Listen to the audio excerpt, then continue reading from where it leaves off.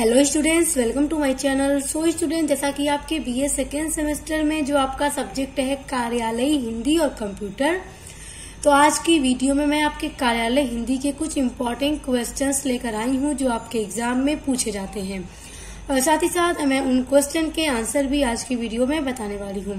तो चलिए स्टार्ट करते हैं। और स्टूडेंट, स्टार्ट करने से पहले आपसे एक और इम्पोर्टेंट बात कह दूं कि मैंने आपके कार्यालय हिंदी के और भी इम्पोर्टेंट क्वेश्चन आंसर की वीडियोस अपलोड कर रखी हैं, जिनका लिंक मैं आपको इस वीडियो के डिस्क्रिप्शन बॉक्स में दे दूंगी, देखना मत भूलिएगा, क्योंकि वहां से भी आपके एग्जाम में इम्पोर्टेंट क्वेश्चन दिए जा सकते हैं।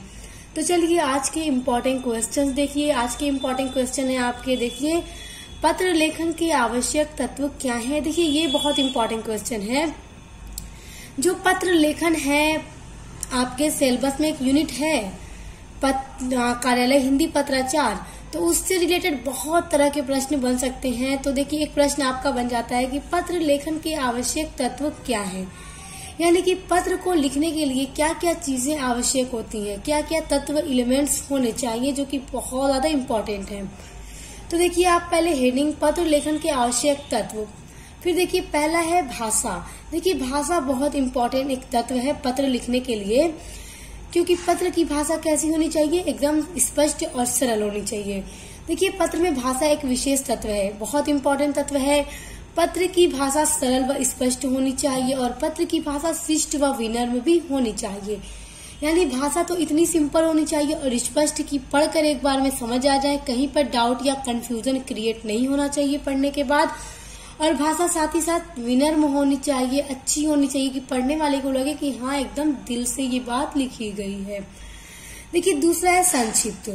मतलब एक पत्र क्या होना चाहिए कि संक्षिप्त होना चाहिए, यानी शॉर्ट होना चाहिए, बहुत बड़ा नहीं होना चाहिए। पत्र में हमेशा व्यर्थ बातों को लिखने से बचना चाहिए। देखिए, जब भी हम कोई भी पत्र लिखते हैं तो हमारा कोई ना कोई मतलब इरादा होता है, उद्देश्य होता है इस पत्रों को लिखने का कि हम ये पत्र क्यों लिख रहे हैं। तो उसी बात पर हमें ध्यान देकर पत्र लिखना चाहिए। इधर उधर की जो फालतू बातें हैं जो कि बिल्कुल भी जरूरी नहीं है, उन्हें पत्र के अंदर नहीं लिखना चाहिए और मुख्य बातों को ही लिखना चाहिए। यानी जो मेन इम्पोर्टेंट बात के लिए हमने लेटर लिखना स्टार्ट किया है, उन्हीं बातों को लिखना चाहिए। देखिए, वर्तमान युग में क्या है कि हर व्यक्ति का जो समय है, जो टाइम है, वो बहुत ही ज्यादा मतलब मूल्यवान हो गया है, कीमती हो गया है कि धन की तरह, पैसे की तरह ही लोगों का समय भी, टाइम भी मतलब क्या है, बहुत एक्सपेंसिव हो गया है, मतलब महंगा है। तो इसीलिए साथ ही साथ अपने टाइम को भी बचाए और दूसरे को टाइम को भी बचाए। मतलब पत्र को संक्षिप्त लिखिए और फालतू बातों से लिखने से बचिए। देखिए, तीसरा है स्वच्छता। ये बहुत इम्पोर्टेंट तत्व है एक पत्र लिखने के लिए। देखिए, पत्र को हमेशा स्वच्छ कागज पर स्पष्ट अक्षरों में लिखना चाहिए, एकदम क्लीन। ऐसा नहीं कि कागज पहले से ही गंदा मुड़ा हुआ रहा हो और आपने उसे ही उठाया और पत्र लिखा और भेज दिया। ऐसे क्या है कि पत्र पढ़ने वाले पर भी अच्छा इफेक्ट नहीं पड़ेगा, वो इम्प्रेस नहीं होगा आपके पत्र से। पत्र एक अच्छे से कागज पर प्यारी सी हैंड राइटिंग में लिखिए, जिसमें कोई भी मिस्टेक, कोई भी कटाई पिटाई नहीं होनी चाहिए। एकदम एक बार में लिखा और एकदम करेक्ट, एकदम राइट। यदि पत्र टाइप किया गया हो, क्योंकि बहुत सारे लोग पत्र टाइप करके भी लिखते हैं, तो टाइप किया गया है तो उसमें स्पेलिंग्स की या अक्षरों की गलती नहीं होनी चाहिए। अगला है रुचिपूर्ण। देखिए, कोई भी चीज अगर आप पढ़ रहे हैं, अगर आपने कोई स्टोरी ही पढ़ना स्टार्ट किया, आप पढ़ते ही स्टार्ट में लग गया यार बोरिंग स्टोरी, हटाओ नहीं पढ़ेंगे। और कुछ स्टोरी ऐसी होती है कि पढ़ना स्टार्ट ही करो, 4-5 लाइन ही अभी पढ़ो, इतना इंटरेस्टिंग लगता है कि हमारा दिल करता है पूरा जल्दी से पढ़ लो। तो ठीक इसी तरह एक लेटर भी होता है। देखिए, जब आप लेटर अच्छी सी राइटिंग में अच्छे से शब्दों से लिखना स्टार्ट करेंगे कि पढ़कर लगे कि बहुत रुचिपूर्ण इंटरेस्टिंग है, तो जिसे आप लेटर लिखकर भेजेंगे वो इससे मतलब इम्प्रेस होगा और आपके पूरे लेटर को पढ़ डालेगा। और आपने ऊट पटांग बातें लिखना ही स्टार्ट में ही शुरू कर दी, क्या है, बिना पढ़े ही आपका लेटर पढ़ने वाला रख देगा, नहीं पढ़ेगा। देखिए, पत्र यदि रोचकपूर्ण नहीं होगा तो पाठक को प्रभावित नहीं किया जा सकता। पाठक कौन है, जिसे हम लेटर लिखकर भेजेंगे वो पढ़ने वाला है पत्र को, तो वो उससे क्या है कि प्रभावित नहीं होगा, उसे मजा ही नहीं आएगा और मतलब लेटर को पढ़ेगा नहीं। इसलिए पाठक के स्वभाव और सम्मान को ध्यान में रखकर पत्र को लिखना चाहिए। पत्र जिसको लिखा जा रहा है उसके संबंध में प्रयोग होने वाले शब्दों जैसे आदरणीय, प्रिय, महोदय आदि शब्दों का प्रयोग करना चाहिए। यानी अच्छे शब्दों से मतलब लेटर को शुरू करना चाहिए। जैसे इंसान को हम पत्र लिख रहे हैं उसी के अकॉर्डिंग शब्दों का यूज करना चाहिए ताकि लेटर क्या हो, इंटरेस्टिंग लगे, पढ़ने में अच्छा लगे। देखिए अगला तत्व है पत्र लेखन का उद्देश्य पूर्ण। देखिए हर लेटर का कोई ना कोई उद्देश्य होता है, बिना उद्देश्य से कोई लेटर नहीं लिखता। अगर आप एक लेटर लिख रहे हैं अपने दोस्त को मतलब बधाई देने के लिए, कॉन्ग्रेट्स करने के लिए, तो भी आपका एक उद्देश्य है कि मेरा दोस्त एग्जाम में फर्स्ट आया है, मुझे उसे कॉन्ग्रेचुलेशंस कहना है, तो आपका ये एक उद्देश्य है। आपको किसी को इनवाइट करना है पार्टी में, तब भी आपका यही उद्देश्य है। अगर आप बिजनेस लाइन से कोई लेटर लिख रहे हैं अपने ग्राहक को, अपने व्यापारी को, ये भी कोई ना कोई उद्देश्य से ही लेटर लिखा जाता है। तो देखिए पत्र जिस उद्देश्य से लिखा जा रहा है उसी उद्देश्य को ध्यान में रखकर पत्र को लिखना चाहिए। यानी पत्र में इधर उधर की बातों का यूज नहीं करना चाहिए कि देखिए आपने एक उद्देश्य बना लिया कि हमें इनवाइट करना है अपने दोस्तों को पार्टी में, आप इधर उधर की बातें करने लगे। इनवाइट करना है, सिंपल सी बात है, बोलो ये मेरे घर है, इस दिन पार्टी है, इस डेट को है, इतने बजे से आना है, बात खत्म। आप इधर उधर की बातें घुमाएंगे तो लेटर बड़ा भी होगा और पढ़ने वाले को प्रभावित भी नहीं कर पाएगा। इसलिए उद्देश्य जो है उसी को लेटर में लिखिए, इधर उधर की बातें मत कीजिए। तो ये कुछ मतलब आवश्यक तत्व हैं जो पत्र को लिखने से पहले ध्यान में रखकर ही पत्र को लिखना चाहिए। इस तरह से आप पत्र लिखेंगे तो आपके पाठक को, यानी जो पत्र जिसे आप लिखकर भेजेंगे, उस पर काफी अच्छा प्रभाव पड़ेगा। तो ये क्वेश्चन आपके एग्जाम में बहुत ज्यादा इम्पोर्टेंट है और ये अक्सर पूछा जाता है। तो आई होप आपको ये समझ आ गया होगा। तो आप इसे नोट डाउन कर सकते हैं क्योंकि एग्जाम में अक्सर दिया जाता है। देखिए अगला इम्पोर्टेंट क्वेश्चन है आपका यांडेक्स क्या है। देखिए ये बहुत इंपॉर्टेंट है यांडेक्स, तो इसे बड़ा ध्यान से इसके आंसर को देखिए कि यांडेक्स आखिर है क्या। देखिए यांडेक्स का जो प्रारंभ किया गया 1997 में यांडेक्स को शुरू किया गया था। यह रूस का सबसे प्रचलित सर्च इंजन है। याद रखिए यांडेक्स कहाँ का प्रचलित सर्च इंजन है, रूस का। तो यहाँ से एक आपका ऑब्जेक्टिव क्वेश्चन भी बन जाता है कि रूस का सबसे प्रचलित सर्च इंजन कौन सा है। तो आपको मतलब एग्जाम्पल में दिया जा सकता है यांडेक्स, गूगल, बिंग, इस तरह से दिया जा सकता है। तो यांडेक्स रूस का सबसे प्रचलित सर्च इंजन है। अब सर्च इंजन क्या है ये मैं आपको बता चुकी हूँ। जिस तरह से गूगल पे हम कोई भी जानकारी सर्च करते हैं फौरन हमें जानकारी मिल जाती है, उसी तरह यांडेक्स भी एक सर्च इंजन है। यांडेक्स में भी किसी जानकारी को सर्च करना गूगल की तरह ही आसान है। जिस तरह हम गूगल पे सर्च करते हैं फौरन हमें कोई भी जानकारी मिल जाती है, उसी तरह यांडेक्स पर भी सर्च करके फौरन कोई भी जानकारी को प्राप्त किया जा सकता है। यह सर्च इंजन के अतिरिक्त अन्य सुविधाएं भी प्राप्त करता है।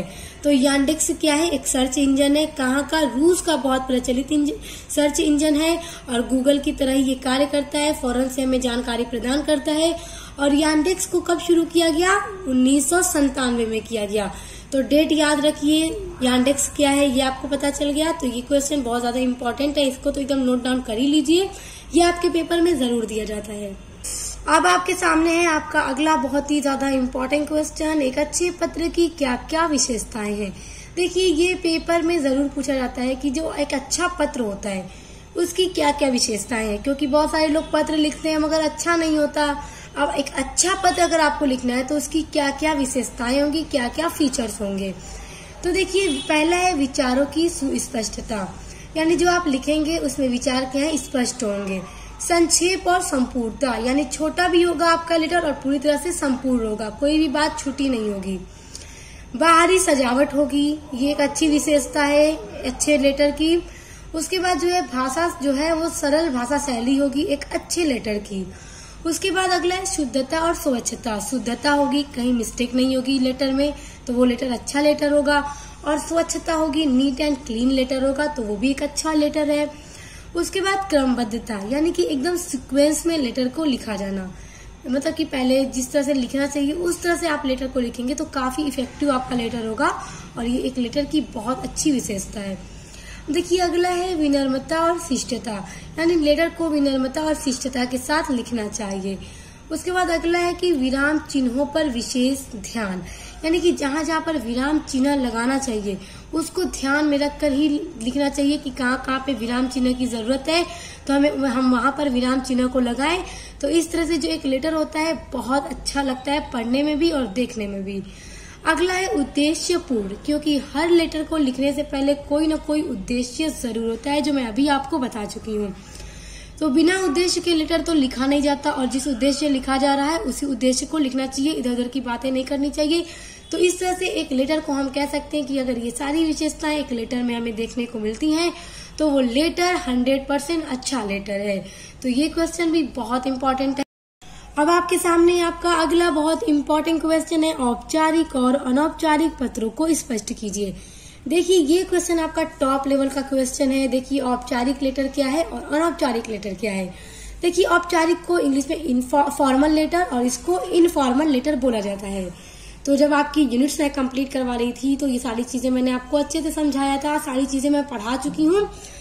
अब देखिए पेपर में जिस तरह से क्वेश्चन आपके आते हैं उस तरह से मैं आपको बता रही हूँ, और किस तरह से आपको इनके उत्तर वेरी शॉर्ट में देना है वो मैं आपको बता रही हूँ।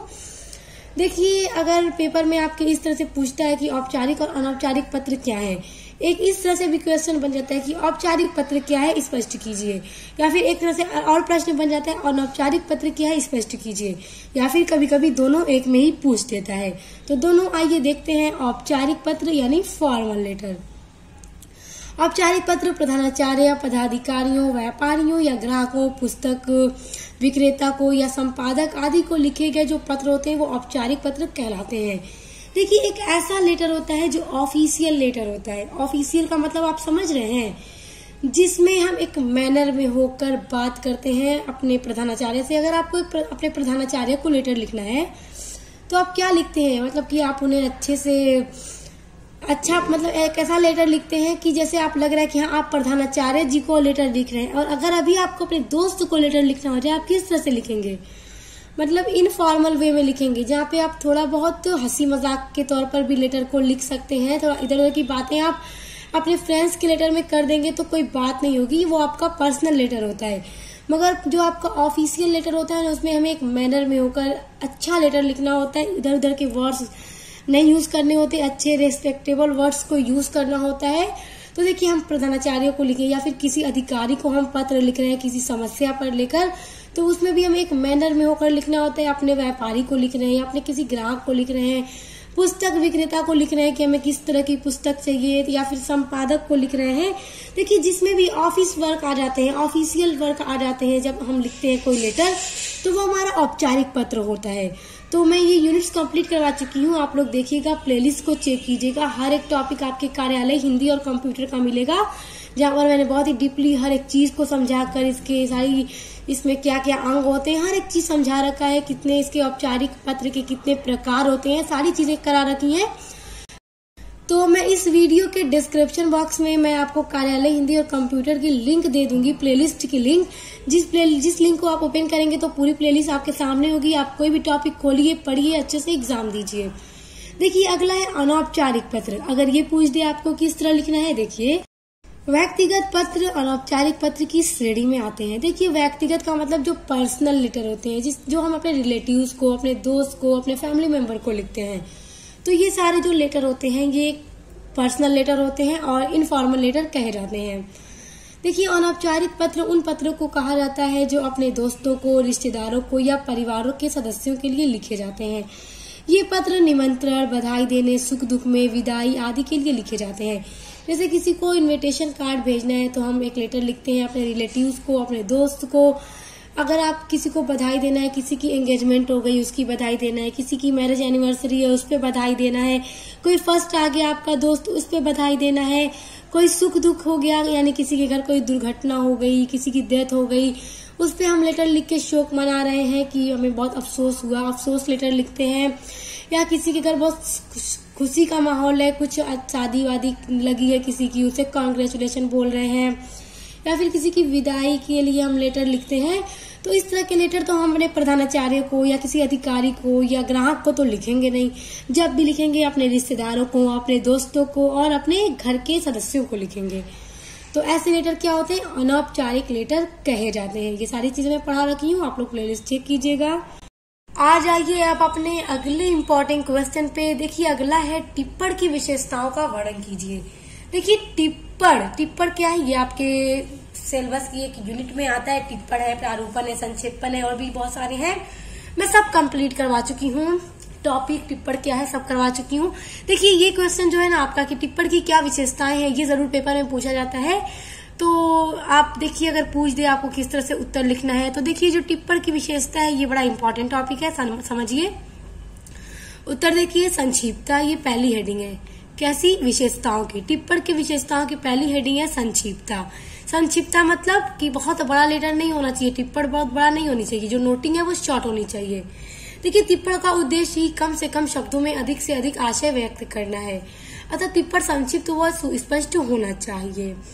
अगला है क्रमबद्धता, यानी एक सीक्वेंस में टिप्पण को लिखना चाहिए। टिप्पण में क्रमबद्धता का होना बहुत ही जरूरी है। यदि टिप्पण विस्तृत है यानी बड़ा है तो उसके प्रथम अनुच्छेद को छोड़कर अन्य अनुच्छेदों को क्रम संख्या में बांट देना चाहिए। यानी पहला अनुच्छेद छोड़ने के बाद जितने बाद के अनुच्छेद हैं उनको एक क्रम संख्या में अलग अलग बांट देना चाहिए, जिससे कि एक क्रमबद्धता बन जाए टिप्पण में। इसे टिप्पण के निर्णय लेने वाले प्राधिकारी को विषय के आकलन में सहायता मिलती है। देखिए टिप्पण इसलिए क्रमबद्धता में होनी चाहिए कि जिस भी अधिकारी को निर्णय लेना है तो उस विषय में उसे आकलन करने में आसानी से सहायता मिले, क्योंकि अधिकारी लोगों के पास इतना टाइम नहीं होता, इसलिए क्योंकि उन्हें बहुत सारे वर्क देखने होते हैं, पूरा काम उन्हें देखना होता है, तो इसलिए क्रमबद्ध में लिखना चाहिए। अब देखिए अगला है आपका स्पष्टता। कार्यालयीय टिप्पण प्रायः स्पष्ट ढंग से लिखे जाने चाहिए, यानी एकदम क्लियर लिखा जाना चाहिए, पढ़कर समझने वाला, डाउट न हो कहीं। टिप्पण लेखन में शब्दों या वाक्यों का अनुचित और भ्रामक प्रयोग नहीं किया जाना चाहिए, यानी कोई ऐसे शब्द हैं जो अनुचित हैं, उचित नहीं लग रहे हैं, तो ऐसे शब्दों का यूज टिप्पण में नहीं करना चाहिए। अगला है भाषा। देखिए टिप्पण की जो भाषा है वो सरल और सुस्पष्ट होनी चाहिए। टिप्पण में मुहावरों या कहावतों का प्रयोग नहीं करना चाहिए और विचारों तथा तथ्यों को वास्तविक रूप से प्रस्तुत किया जाना चाहिए। यानी जब टिप्पण को लिखा जा रहा है तो बड़े ध्यान से ये ऐसा लिखें कि मुहावरे और कहावतों का यूज न हो और विचार एवं तथ्यों को वास्तविक रूप से टिप्पण में प्रस्तुत किया जाना चाहिए। तो ये कुछ विशेषताएं टिप्पण की हैं, आप लोग इसको नोट डाउन कर लीजिए, इसको लर्न कर लीजिए, ये 100% पेपर में पूछा जाता है। देखिए अगला है आपका ब्लॉगिंग क्या है। तो देखिए ब्लॉग्स है। ब्लॉग्स ऑनलाइन पत्रिकाएं हैं जिनका रख रखाव उन लोगों द्वारा किया जाता है जो अपने विचारों की अन्य लोगों के साथ साझेदारी करना चाहते हैं। देखिए ब्लॉग क्या है, इसके ऊपर एक पर्टिकुलर वीडियो में अपलोड कर रखी हूँ, आप लोग प्लेलिस्ट में चेक कीजिएगा, आपको इजीली मिल जाएगी, क्योंकि मैंने बहुत अच्छे से सारी वीडियोस के ऊपर डाल के टाइटल लिखे हैं ताकि आपको ढूंढने में अपने टॉपिक्स को प्रॉब्लम ना हो। प्लेलिस्ट में आप लोग ढूंढेगा ब्लॉग क्या है, आप समझ जाएंगे। और ये टॉपिक बड़ा इंपॉर्टेंट है, इस क्वेश्चन पे निशान लगा लीजिए, ये आपके पेपर में पूछा जाएगा। देखिए अगला है ई गवर्नेंस क्या है। ई गवर्नेंस ये आपका 100% पेपर में दिया जाता है, मोस्ट इम्पॉर्टेंट क्वेश्चन है ये आपका। देखिए ई गवर्नेंस का जो अर्थ होता है कि वेबसाइट्स के माध्यम से सरकारी क्रियाकलापों की जो जानकारी होती है वो आम लोगों तक पहुंचाना होता है या देना होता है, और सरकार से संबंधित उनके काम को तेजी से निपटाने की सुविधा प्रदान करना कैसे होता है, ई गवर्नेंस के द्वारा होता है। यानी सरकारी क्रियाकलाप की कोई बहुत महत्वपूर्ण जानकारी है जो आम जनता तक पहुंचाना है, तो ई गवर्नेंस के द्वारा किया जाता है वेबसाइट्स के माध्यम से, और सरकार से संबंधित उनके काम को तेजी से निपटाने की जो सुविधा प्रदान करना ई गवर्नेंस के द्वारा। तो इसको भी आप लोग नोट डाउन कर लीजिए, इसको भी लर्न कर लीजिए, सारे क्वेश्चन इंपॉर्टेंट हैं। तो आज की वीडियो में बस इतने ही क्वेश्चंस जो आपके एग्जाम में पूछे जाएंगे, तो आप इन सभी को अच्छे से लर्न कर लीजिए, तैयार कीजिए, अपने एग्जाम की तैयारी कीजिए, प्लेलिस्ट को चेक कर लीजिएगा। और आपके एग्जाम के लिए मैंने MCQ क्वेश्चंस भी अपलोड कर रखे हैं जो इम्पोर्टेंट MCQ हैं, तो उसकी भी वीडियो आपको चैनल के प्लेलिस्ट में मिल जाएगी। जो कार्यालय हिंदी और कंप्यूटर का MCQ है, तो कार्यालय हिंदी वाली प्लेलिस्ट में मैंने उसको भी ऐड कर दिया ताकि आप उसको इजीली ढूंढ कर पढ़ सके। तो बस अच्छे से पढ़ाई कीजिए, अच्छा एग्जाम दीजिए, बेस्ट ऑफ लक। हम मिलते हैं नेक्स्ट वीडियो के साथ।